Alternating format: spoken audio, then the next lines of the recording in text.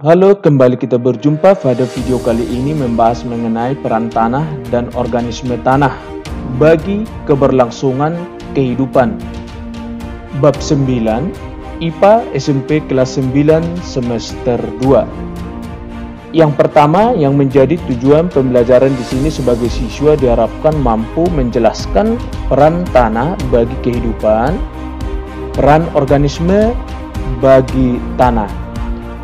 Oke, coba perhatikan kedua gambar ini. Yang menjadi pertanyaan di sini, apa yang menjadi tujuan petani mencangkul atau membajak sawahnya?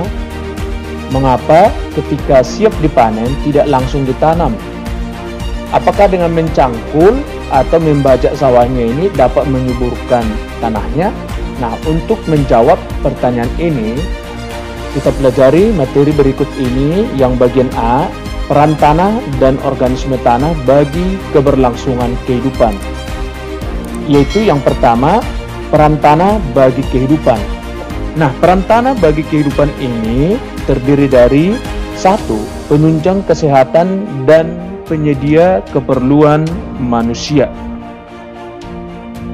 Gambar berikut, dengan adanya tanah, anak-anak dapat bermain sepak bola. Ya, dengan adanya juga tanah, anak-anak dapat bermain kelereng. Dengan adanya tanah, dapat mendirikan atau membangun rumah. Dan dengan adanya tanah, dapat menanam tanaman pertanian. Dan dengan adanya tanah, dapat berolahraga bola voli. Dan dengan adanya tanah, dapat menambang bahan-bahan tambang. Karena apa? Karena tanah ini menyimpan berbagai macam logam, batu bara, dan minyak bumi yang sangat dibutuhkan oleh manusia untuk menunjang kehidupannya. Ya, emas, perak, timah, dan logam lain yang tersebar luas di dalam tanah. Dan ini sejumlah wilayah di Indonesia tanahnya mengandung logam-logam yang tadi kita sebutkan di atas.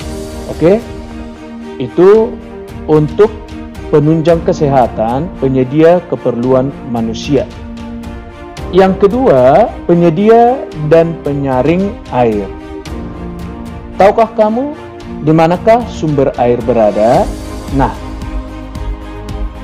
berdasarkan letaknya, air terdiri dari air permukaan. Air permukaan ini ada 3, air sungai, air laut, air danau. Sedangkan air bawah permukaan ada yang disebut dengan air tanah, merupakan air yang berada atau bergerak dan mengalir di dalam tanah atau batuan. Gambar berikut merupakan hujan yang sangat deras. Pada saat air hujan ini masuk ke dalam tanah, itu disebut dengan infiltrasi, yaitu proses masuknya air permukaan dan atau air hujan ke dalam tanah. Pada saat proses masuk ke dalam tanah, di situ terjadi penyaringan air. Oke, pada gambar ini ada beberapa lapisan tanah, ya.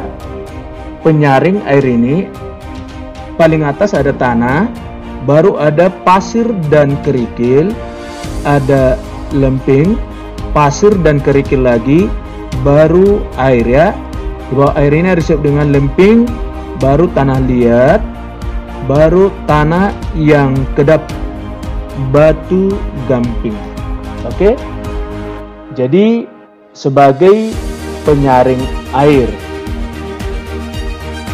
Nah, air hujan ini akan tersimpan di dalam tanah untuk dapat diambil kembali melalui pengeboran.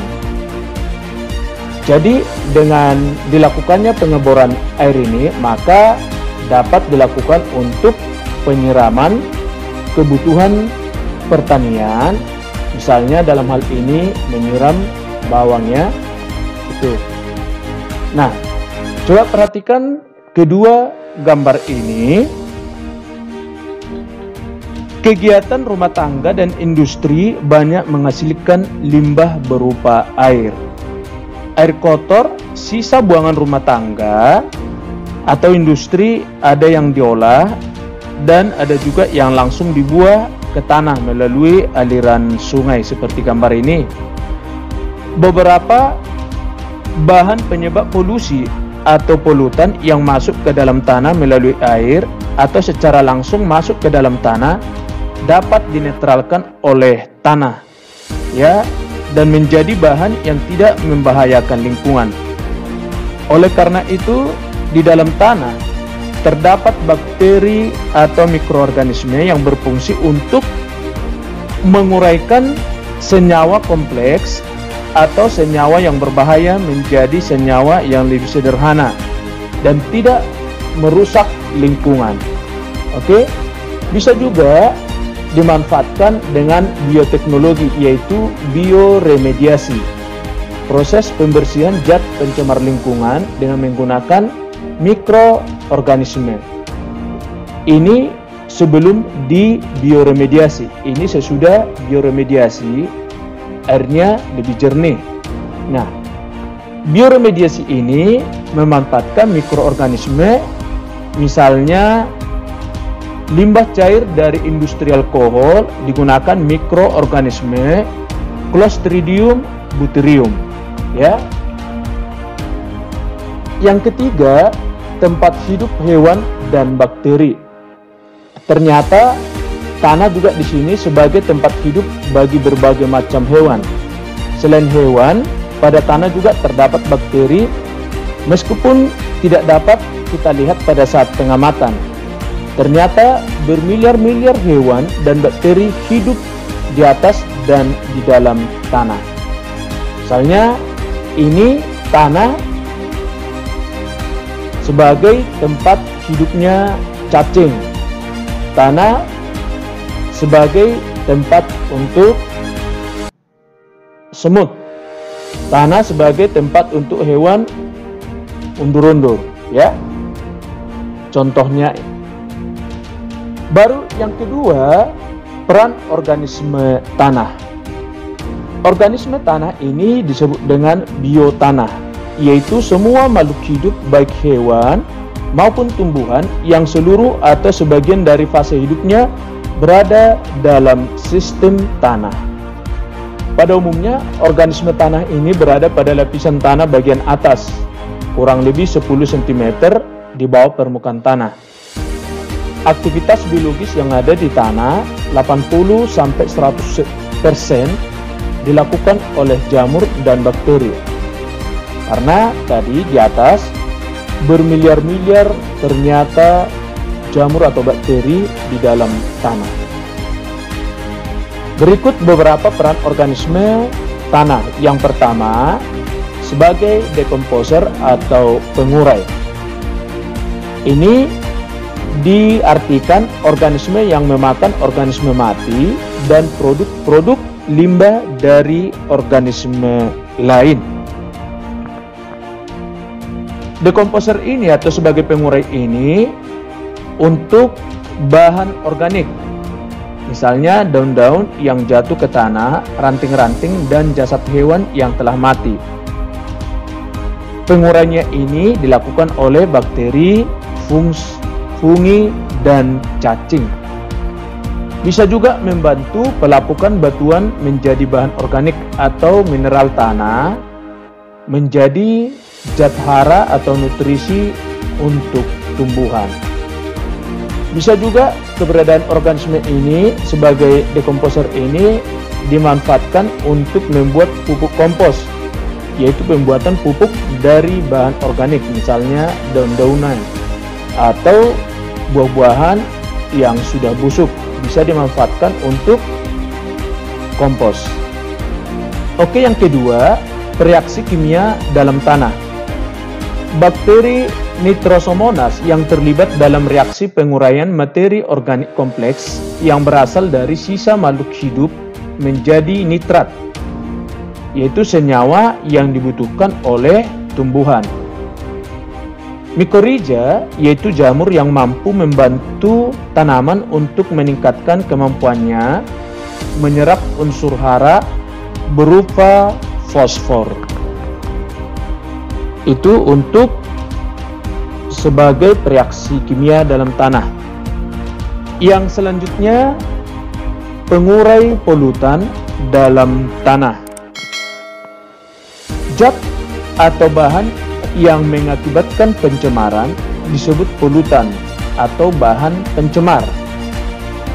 Bahan pencemar adalah zat, partikel atau organisme yang dapat menimbulkan pencemaran lingkungan secara langsung maupun tidak langsung, mengurangi kualitas lingkungan hidup. Organisme tanah menguraikan bahan kimia yang masuk ke tanah, misalnya herbisida, dari hasil pertanian.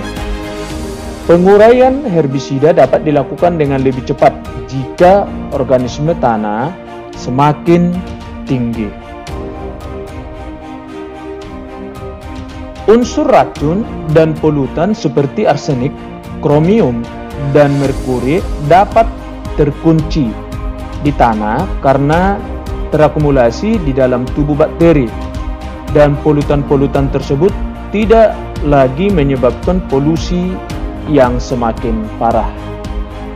Yang keempat, pencegah penyakit tanah. Tanah dapat dikatakan memiliki kondisi normal jika memiliki senyawa organik dan aktivitas organisme yang tinggi. Pada saat itu, organisme tanah dapat melawan organisme penyakit yang masuk ke dalam tanah. Secara alami, organisme tanah memanfaatkan prinsip pengendalian biologis sehingga organisme yang mengganggu tanah dapat terkendali.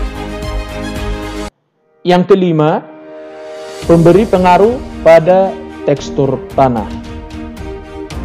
Tanah dapat digolongkan menjadi beberapa jenis berdasarkan teksturnya. Poin pertama, keadaan tingkat kehalusan tanah yang dipengaruhi oleh perbedaan komposisi kandungan pasir, debu, dan liat dalam tanah. Poin yang kedua, macam-macam tekstur tanah, misalnya tanah bertekstur halus atau tanah liat, tanah bertekstur sedang atau tanah lempung, dan tanah bertekstur kasar atau tanah pasir. Nah, coba perhatikan gambar ini, cacing yang melubangi tanah. Nah, pembentukan tekstur tanah ini tentunya tidak lepas dari bantuan beberapa makhluk hidup seperti cacing atau akar tumbuhan yang mampu mempercepat pemecahan partikel-partikel tersebut dari batuan, sehingga akan mempengaruhi perubahan tekstur tanah. Yang keenam, pengatur kegemburan dan struktur tanah. Struktur tanah adalah susunan partikel-partikel tanah yang terikat satu sama lain menjadi suatu gumpalan. Kegemburan tanah sangat dipengaruhi oleh banyaknya organisme di dalam tanah itu sendiri. Nah, hal ini dikarenakan organisme mampu membuat pori pada tanah yang berfungsi untuk menggemburkan dan menyuburkan tanah. Karena proses sirkulasi di dalam tanah yang menjadi lebih baik akibat adanya pori-pori ini. Lapisan-lapisan tanah. Pada gambar ini ada yang disebut dengan horizon dan ada yang disebut dengan lambang O, A, B, C, dan R.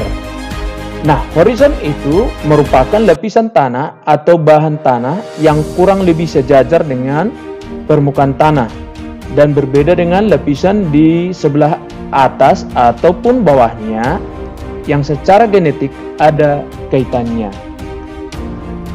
Horizon genetik utama atau sering disebut dengan horizon utama diberi simbol dengan huruf O, A, E, B, C, dan R. Nah, pada gambar ini ada O, A, B, C, dan R. Dan O ini merupakan simbol untuk horizon atau lapisan yang didominasi oleh bahan organik. Itulah bagian O. Sedangkan A merupakan horizon tanah mineral. Sedangkan E merupakan horizon yang mengalami proses pelindian. Atau di sini maksimal dicirikan oleh warna yang lebih terang daripada horizon B yang terletak di bawahnya. Sedangkan B ini merupakan horizon yang terbentuk di bawah horizon A, E, dan O yang telah mengalami perkembangan horizon hingga mencirikan hilangnya seluruh atau sebagian besar struktur batuan asli dan menunjukkan satu atau lebih sifat.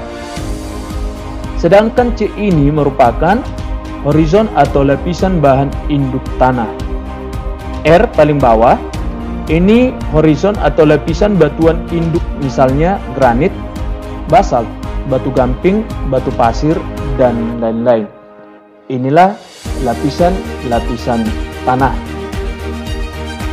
Jadi dapat disimpulkan yang pertama, peranan tanah itu tadi ada 3, yaitu tempat hidup hewan dan bakteri, penyedia dan penyaring air, dan penunjang kesehatan dan penyedia keperluan manusia. Sedangkan peranan organisme tanah itu tadi ada beberapa, sebagai dekomposer, sebagai terlibat dalam reaksi kimia dalam tanah, dan menguraikan polutan dalam tanah, mencegah tanah berpenyakit, memengaruhi tekstur tanah, dan mengatur kegemburan dan struktur tanah. Oke, inilah yang menjadi kesimpulannya. Demikian untuk penjelasan pada video kali ini. Semoga bermanfaat. Sekian dan terima kasih.